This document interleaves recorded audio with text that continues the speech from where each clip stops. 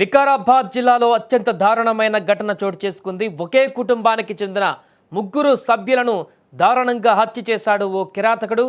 కులకచర్ల మండల కేంద్రంలో ఈ యొక్క దారుణ ఘటన చోటు చేసుకుంది. యాదయ్య అనే వ్యక్తి తన భార్య, వదిన, అలాగే తన కూతురును అతి కిరాతకంగా చంపేశాడు. తన మరో కుమార్తెను కూడా చంపడానికి యత్నించాడు. అయితే అదృష్టవశాత్తు ఆ కుమార్తె చాకచక్యంగా అతన్ని బారి నుంచి తప్పించుకొని అక్కడి నుంచి పారిపోయి ప్రాణాలు కాపాడుకుంది.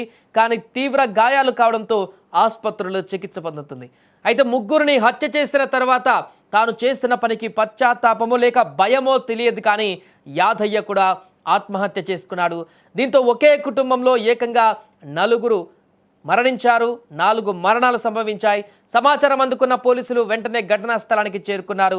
మృతదేహాలను స్వాధీనం చేసుకుని పోస్టుమార్టం నిమిత్తం ఆసుపత్రికి తరలించారు.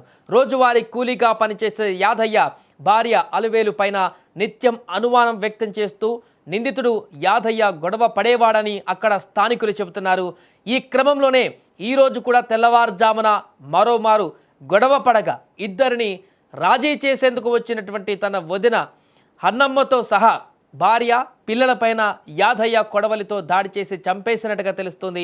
ఆదివారం తెల్లవారుజామున జరిగినటువంటి ఈ మారణకాండతో కుల్కచర్ల ప్రజలు ఒక్కసారిగా ఉలిక్కిపడ్డారు. ఉదయమే ఇలాంటి దారుణమైనటువంటి ఘటన వినడంతో ఆ గ్రామ ప్రజలందరూ కూడా షాక్కు గురయ్యారు. ఒకే కుటుంబంలో 4 మరణించేటువంటి అంశము సంచలనంగా మారింది.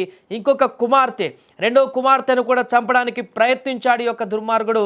అయితే ఈ యొక్క హత్యలు చేస్తున్నటువంటి క్రమంలోనే తన రెండవ కూతురు అక్కడి నుంచి పారిపోవడంతో కొంత గాయాలయ్యాయి. అప్పటికే తనపైన కూడా హత్యాయత్నానికి పాల్పడ్డాడు ఈ తండ్రి. అప్పటికి కొన్ని గాయాలు అయినప్పటికీ కూడా చాకచక్యంగా తప్పించుకుంది. అక్కడి నుంచి బయటికి వెళ్ళి జరిగిన విషయం చెప్పడంతో అసలు కథ అంతా బయటికి రావడం జరిగింది. ప్రస్తుతానికి ఆ రెండవ కూతురు ఆసుపత్రిలో చికిత్స తీసుకుంటుంది. తనకు కూడా గాయాలయ్యాయి, చాలా వరకు రక్తస్రావం అయినట్టుగా కూడా తెలుస్తుంది. ఈ క్రమంలో ఆ చికిత్స అయితే కొనసాగిస్తున్న సందర్భం ఉంది.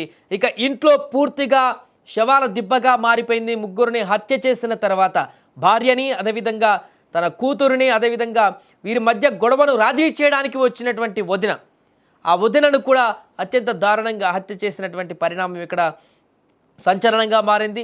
ఒకవేళ గొడవలైతే భార్యను, కూతురుని చంపేటువంటి పరిస్థితి ఉంటుంది, కానీ వదిన కూడా మధ్యలో రాజీ చేయడానికి వచ్చినటువంటి వదినను కూడా ఎందుకు చంపవలసి వచ్చింది? ఇది గొడవల కారణంగానే జరిగినటువంటి హత్య, భార్యాభర్తల మధ్య నెలకొన్నటువంటి వివాదాల కారణంగా జరిగినటువంటి హత్యలేనా, లేదా ఇంకేదైనా కారణాలు ఉన్నాయా?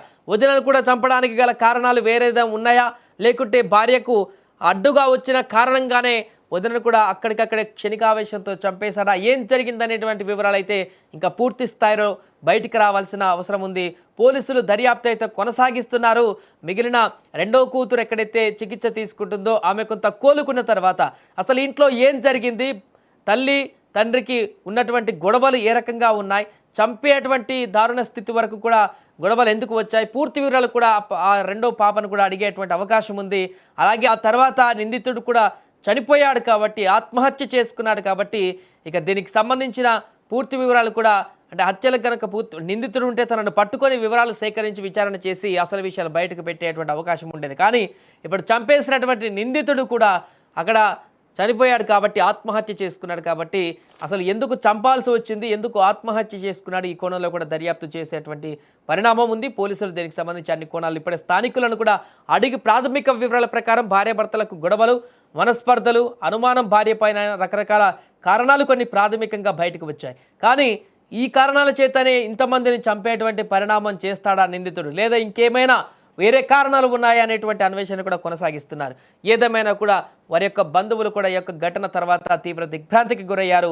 వారందరూ కూడా అక్కడికి చేరుకుంటున్నారు. స్థానికులందరూ కూడా ఈ యొక్క ఘటన జరిగినటువంటి ప్రాంతానికి వచ్చి తీవ్ర దిగ్భ్రాంతికి గురవుతున్నారు.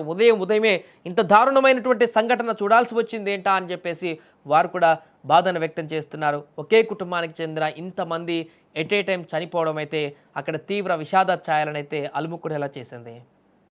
ఇంటికి వచ్చినాక మేము తిన్నాము. నాయన తినంటే తిననని చెప్పిండు. మేము అందరం పండుకున్నాక మా నాయన తీసుకొని మా పెద్దమ్మని కొడితే మేము లేచినాం. కల్వరా దాంతోనే కొడితే మేము లేచినాం. మా అమ్మ ఆపుతుంటే మా అమ్మని మా పెద్దమ్మని ఇద్దరిని కలిసి కొట్టిండు. కొట్టిన తర్వాత నేను వాళ్ళు చనిపోయిన తర్వాత మా నాయన మీరిద్దరు ఉండి ఏం చేస్తారు అని చెప్పిండు. ఎవరు చూసుకుంటారు మిమ్మల్ని అది ఇది అని చెప్తే ఆ, చెప్పి ఇక తర్వాత మా చెల్లెల్ని నన్ను ఇద్దరిని కొడితే మా చెల్లెల్ని బానిసలు కొడితే మా చెల్లెలు చనిపోయినాక నేను చిలుకు తీసి బయటికి ఉరికిన. మా నాయన ఇక నేను ప్రభాంకులతో పోయి తోలుకొని వచ్చినాక మా నాయన ఉరేసుకొని చనిపోయిండు.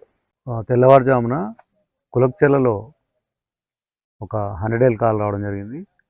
దాన్ని అటెండ్ చేస్తే అక్కడికి వెళ్ళి చూస్తే యాదయ్య అనే వ్యక్తి అతని భార్యని, చిన్న బిడ్డని, వాళ్ళ వదినని ముగ్గురిని కత్తితో చంపిండు. వాళ్ళ పెద్ద బిడ్డని కూడా చంపడానికి ప్రయత్నం చేసి ఆ అమ్మాయి తప్పించుకొని పారిపోయింది. ఆ తర్వాత అతను కూడా ఇంట్లో ఉరేసుకొని చనిపోయిండు. దీని విషయంలో ప్రాథమికంగా మేము విచారణ చేస్తున్నాము. దీని మీద ఫిర్యాదు తీసుకున్న తర్వాత ఫర్దర్గా డీటెయిల్స్ మేము అప్డేట్ చేస్తాం.